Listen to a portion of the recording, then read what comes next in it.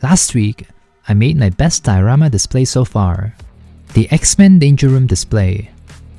For an animated diorama, I think I really captured that 2D look while also making it very three-dimensional and dynamic. Check out my 3 months long journey if you're interested. I did say I was done with X-Men 97, but that doesn't mean I'm done with the X-Men. I've gotten this 2-pack a long time ago. It's such a good deal. Or is it? Let's look at Charles first. Okay, seeing him stand is weird. There we go. The wheelchair is very well made. It's made out of multiple pieces, and it came with rubber tires too. The James McAvoy head is pretty good, but I prefer him with hair. The balded look has a bit of an uncanny feel to him. It reminds me too much of Split. So I'm gonna display mine with the Patrick Stewart head. Patrick Stewart as Professor X is a bit more iconic, and pairing him with Wolverine makes more sense too. This head is also very well sculpted. The likeness is pretty spot on. Let's deconstruct this figure. The only minor issue I have with this Patrick Stewart head is that it doesn't wrap around the neck as snugly as James's. That being said, it is pretty easy to create the iconic fingers on the head pose for Professor X, and the extra open hands are great too. Overall, the Charles Xavier figure is pretty decent. Seeing him stand still doesn't look right. He's too synonymous with this wheelchair or hover chair. And speaking of wheelchair, I don't recall seeing Professor X in a regular one. All the reference images I found had him in this particular one. It makes me wonder why they didn't include it, because that would make this 2-pack so much better. Even the old Toy Biz figure had it. That wheelchair has such a distinct look to it. It looks like it's backwards, with the big X wheels at the front. So my goal today is to make some minor changes to the wheelchair and elevate the Professor X figure. So... Hello, this is Ken. I like making things. Whether it's repainting my figures or making diorama displays, I love making things look awesome. My goal is to elevate my figures so they can shine on my display. Join my DIY venture as I ask myself the same question every week. Can I make it?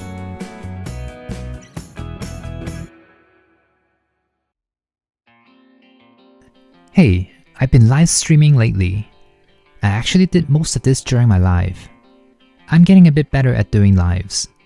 If you're interested in hearing my thought process or what it's like building it in real time, you can come join me when I'm live. I don't have a set schedule yet, as I'm still pretty new to it. There's a lot more prep work involved than I expected, but I'm enjoying it so far. Anyway, back to the wheelchair. I painted over the silver bits to make it more metallic. First with a thin layer of black, and then a couple of coats of silver to give it that chrome finish. And since I wasn't able to just flip the wheels around, I went to use my laser engraver to cut out new wheels. The idea is to replace the back wheels with these ones with the giant X's on them. Now why didn't I just make the entire chair out of paper? Well, I could, but it's a bit too complicated. And since I don't know how to 3D print, and I don't have a 3D printer, replacing the wheels is the best option for me now.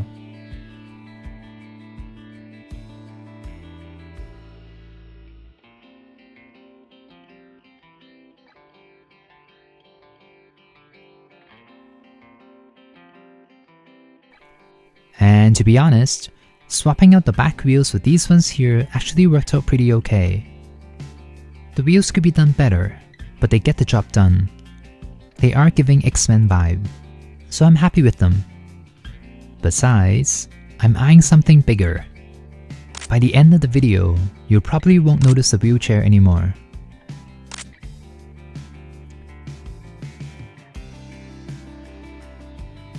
So when it comes to Professor X, especially in the X-Men movies, Cerebro is what comes to mind. The Cerebro has a very consistent look to it throughout the years. It pretty much had the same design since the first X-Men movie. There's the circular metallic door that leads to a long walkway, with a circular platform at the end. It's also housed in a spherical room, but when I tried to model it, the sphere just didn't look right. So I'm gonna give it the ground level floor instead. I'm not an engineer, but the floor is gonna be the key to keeping everything together and the structure upright. Oh, and also glue. Lots of glue. I also did most of this on stream as well. I started with the platform. I had to shorten the runway to save space so that the platform doesn't stick too far out. The reason is because I want to make sure this fits in my IKEA shelf along with my other diorama displays. This would be the perfect display for the X-Men figures from the Fox universe. Now because this is made out of paper, and Charles is going to be all the way out on the platform, I need to make sure the structure can handle the weight of the figures. That is where the MDF boards comes in. I want to have a hidden skeleton structure inside the paper model. That way I can maintain the illusion of the floating platform. In the movie, there is a support structure at the very back of the Cerebro. I'm going to do the same thing here, using some MDF boards as a hidden skeleton to hold up the entire platform. I have never really built anything like this, but I remember that triangles are the strongest shape of them all. So I cut a bunch of tiny triangles and I'm going to glue them here and there to ensure that the structure won't fall apart on me. My math was slightly off. The platform is still too front heavy, but that is okay, because I have a backup plan. If I glue the platform onto the floor, it should be able to hold itself upright. I just need to wait for the glue to fully dry. As for the circular X door, I made a mistake on stream and accidentally did it backwards, so I had to remake it.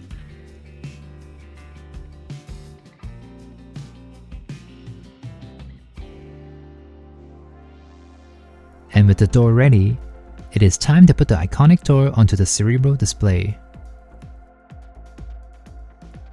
Ooh, look at that! It actually works!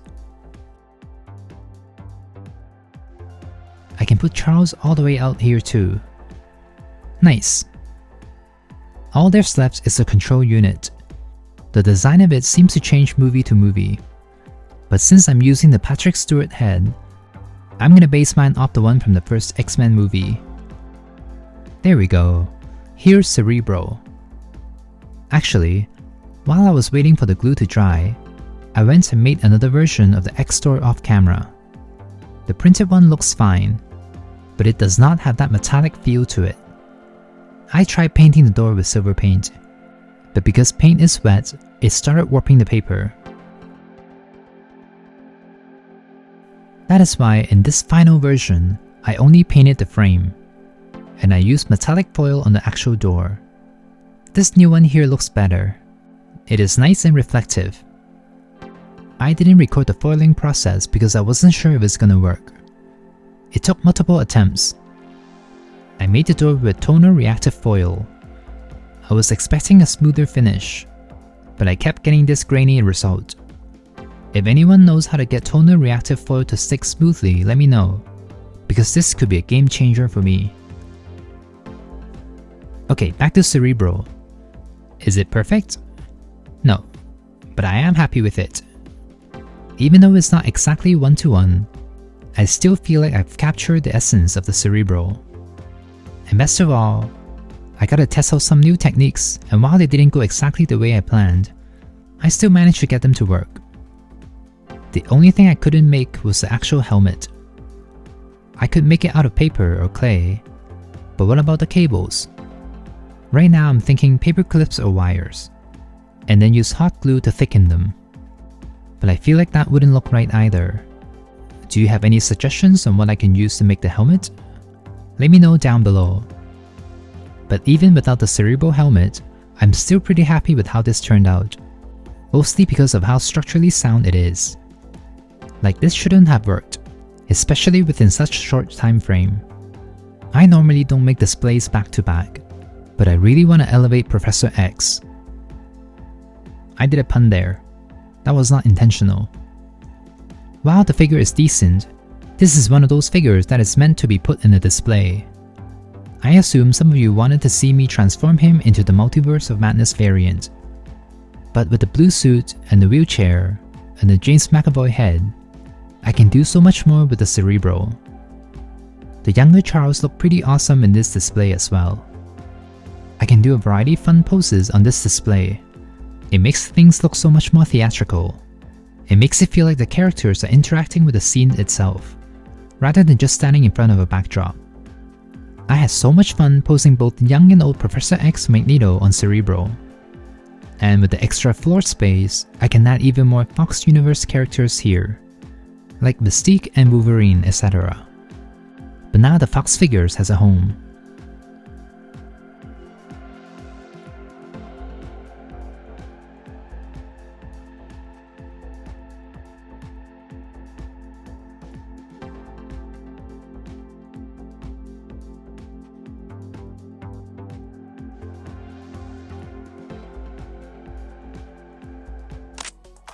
For something that's made within a week, I think I did a pretty decent job. If you look closely, there are some parts here and there that look a bit messy, but the shiny metallic door does a good job distracting you. This display reminds me a lot of those playsets from the late 90s, where there are multiple spots for you to place the figures. For me, I'm going to display my Professor X with a wheelchair. Oh, speaking of, I haven't noticed the wheelchair since I made the Cerebro. The wheelchair kinda just blends into the set. Something I've also noticed is that the shape of the terminal kinda reminds me of his animated hover chair.